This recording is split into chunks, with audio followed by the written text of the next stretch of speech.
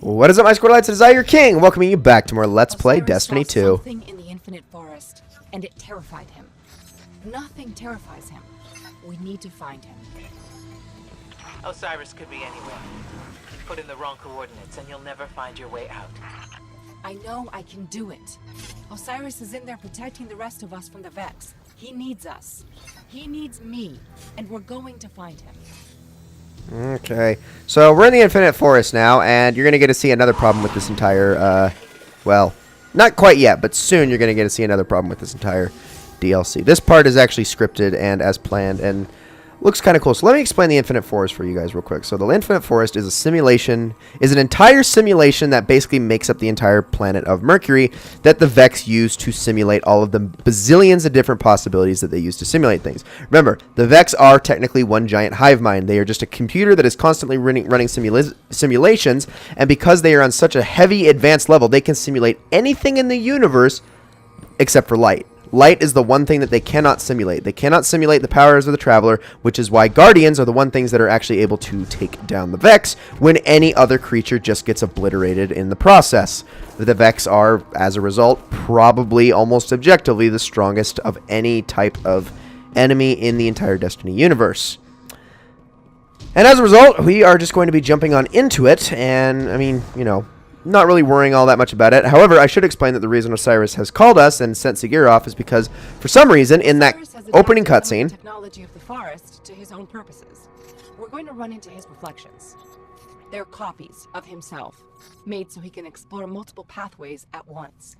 now I want to, I'm aware that it makes Osiris seem like an egomaniac. I'm going to explain that in a second, but let's Don't worry. talk about, but talking about the Infinite Forest, that's why Osiris sent Sagira out, because they want us, they need a way for, Osiris needs a way to figure out what's going on, because the Vex shouldn't be able to see the light, but obviously when he was able to stop time and use the light to his advantage, and then for some reason the Vex were suddenly able to see him, proves that, well, for some reason, the Vex can see the light, which means that either they have been able to, I don't know, somehow find a way to surpass their own limitations, or they have successfully found a simulation where they can at least in some regard understand what the light is doing or simulate it in some way, shape, or form. Now, let's talk about the reflections for a second. So I said in the last episode that Osiris was able to make thousands of copies of himself and move through time. This is not what a reflection is. A reflection is an intangible thing, an intangible view of Osiris that technically feeds information to Osiris, but is not Osiris directly. It's something that he is able to kind of use as a viewpoint or use as a window, but it's not Osiris. Osiris cannot see or actually be physically in a million places at once at the same time. The reason he was able to be in multiple locations at once in the Twilight Gap is because it was him in multiple locations because he was in different timelines. The reflections are, again, copies of himself that are only used to relay information. They cannot actually do anything. They cannot use light. They cannot use weapons. They are, in essence, what you might as well consider holograms that can simply talk like him and pretend to be him.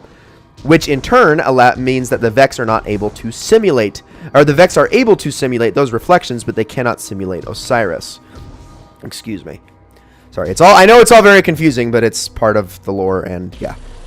All right, so now this plate is going to glow up, girl, and then I am going to shoot this thing. There we go. Osiris has to be here somewhere. Where's? Up that way? Okay, how do we get? Sagira, you shouldn't be here. You brought someone new with you. Who? Oh, him? Get this. He's a friend of Ikora's. Alright, well, I guess we'll move. Alright, so let's head around this ring.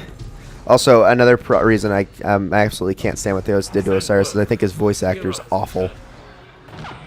Or it might not even be again, it might not be the voice actor. The voice cast in Destiny is not bad. It's the freaking voice direction that's bad. For your own safety.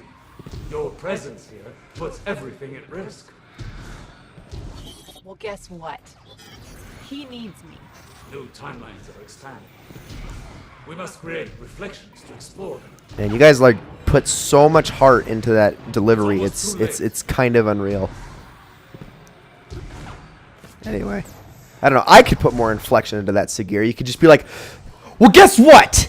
he needs me, and I'm here to put a stop to this. Like, you could at least put a little bit of emotion into it, but no, okay. Just be like, well, guess what? You know, like, hand on your hips like you're some, you know, girl in high school, and she's 16 and is proving her friends wrong about an Instagram post or something.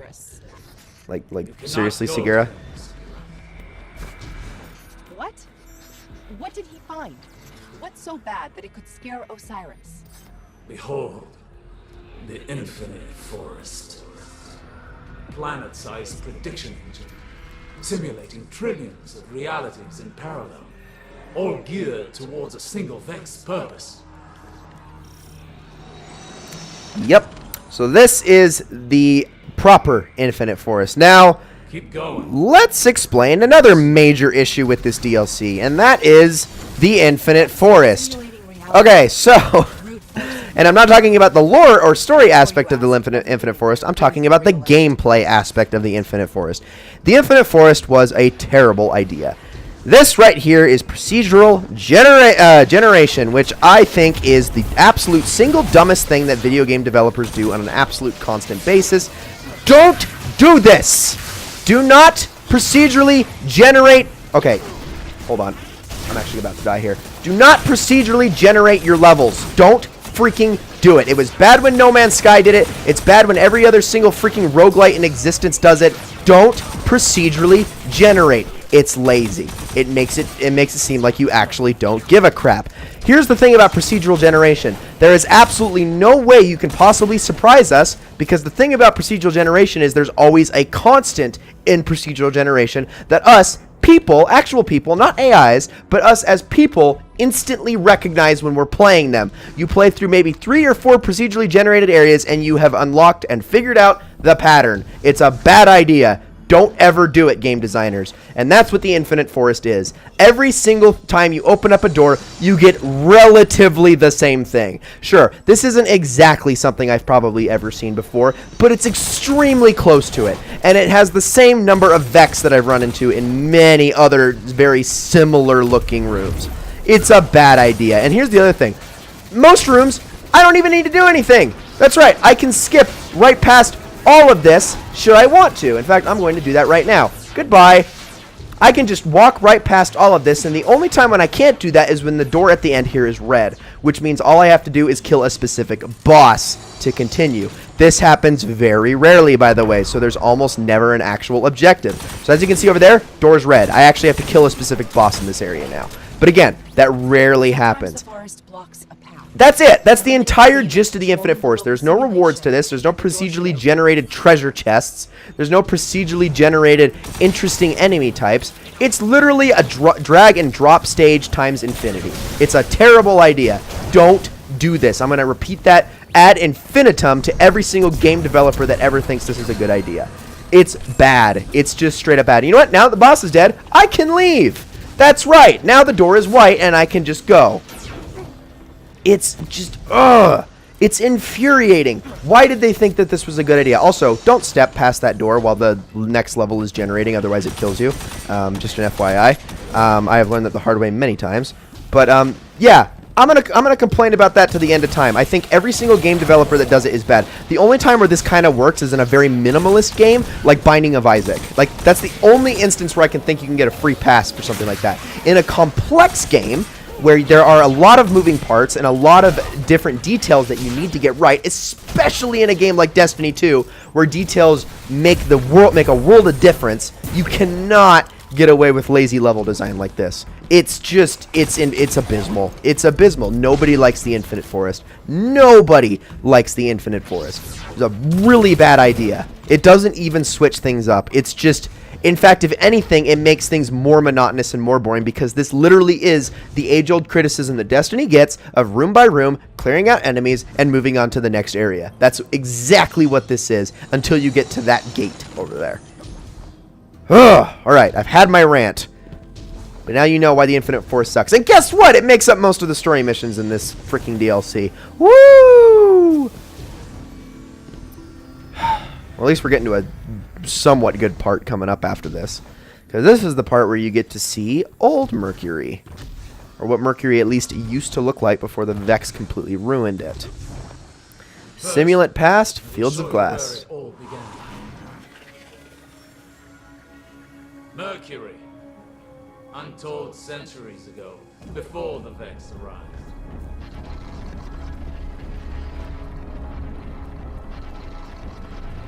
Here the Vex planted the seed that became the Infinite Forest. And its mind, Panoptes. Panoptes has a single purpose. Reshape reality for the Vex. And only the Vex. All this started with a single Vex. Will it end with the arrival of a single Guardian? I have to admit, this place reminds me heavily of the tutorial stage from Titanfall 2. But I digress. So, I want to explain this real quick. So, this part, on the flip side, after complaining about the Infinite Forest, is actually something I do like. I wish that Destiny would do all of its cutscenes in this format, where you could actually walk through and see it in a 3D style, because I feel like that's something that really isn't utilized as often. Sure, I know people find it boring that you're just walking around, but it's still a lot better than static cutscenes where you're told what to show and they're still done very poorly. I'm coming. Now I see why he's made so many new reflections.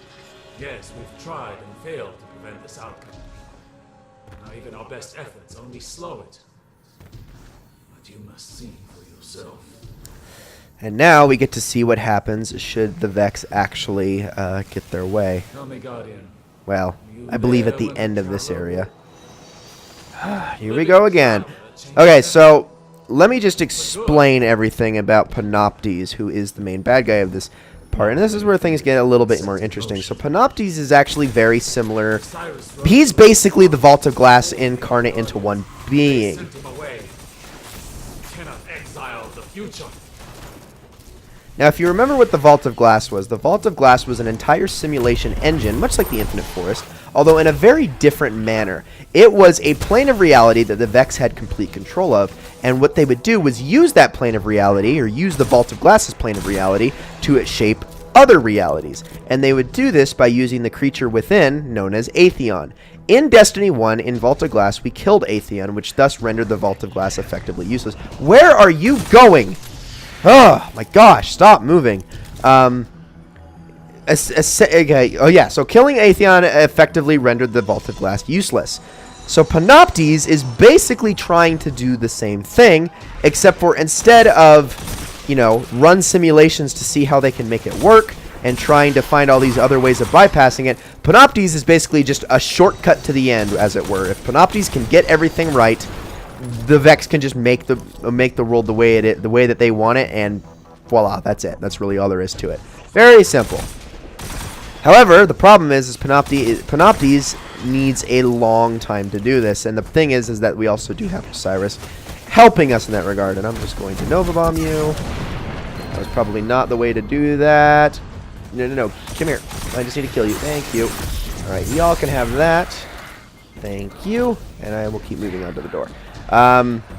So it's very similar. The Vex, pretty much that is their end goal regardless of what they're trying to do. Is they're basically just trying to shape reality to their will, and they're trying to find more effective and more and quicker means of doing so. They also tried to do this with the Nexus as well, which was a different way of doing things. They're always on different scales and whatnot, but that's really what the Vex's end goal are. That's what the Vex's end goal is. They just want to make things what they deem to be perfect, which is, well, things like this. This is what they deem as perfection.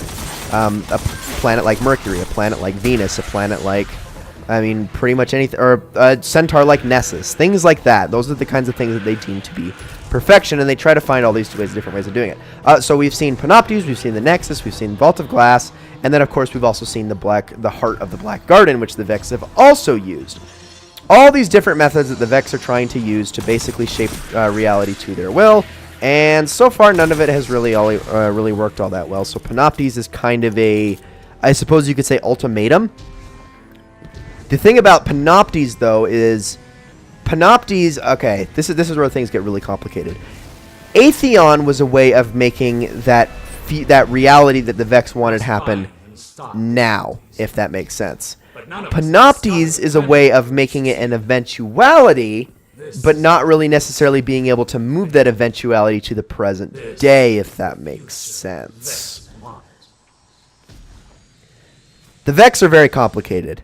The time streams and all of that, it's extremely complicated stuff, but it is a big part The lighthouse. of This is the what lore. Osiris saw.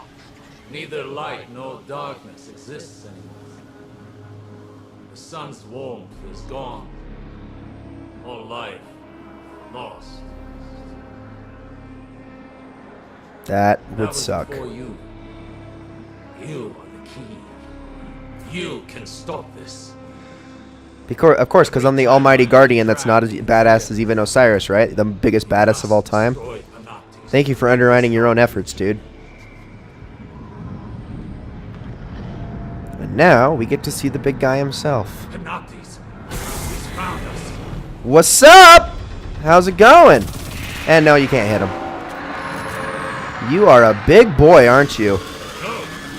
You're more important than any of us now. Alright, I'm out of here. Goodbye. This is bad. Really, really bad. We need to work together, all of us. You, me, Osiris, Ikora. If we don't stop Panoptes, you've seen what happens. Yeah, and it sounds so urgent when you put it that way. And back to the lighthouse we go. Ikora, you there? Sagira, you just left. Where's Osiris? In trouble. We all are. I'll explain everything on our way back to the city.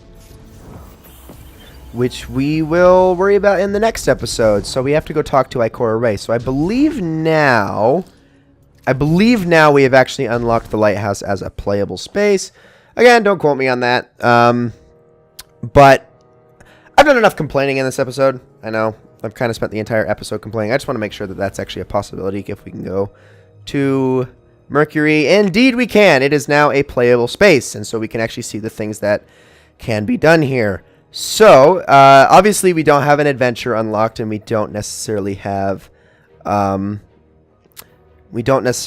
lost sectors unlocked. That's all going to happen after the playthrough is done. But in the next episode, we are going to go down to the lighthouse, the landing zone. We're going to try out the show. I'm going to show you guys this public event because it is completely brand new, and I do want to let you guys know how it works. And then we're going to go after these treasure maps, and that's pretty much going to be it. And of course, talking to Ikora. So thank you all so very much for watching, and I will see you all in the next one.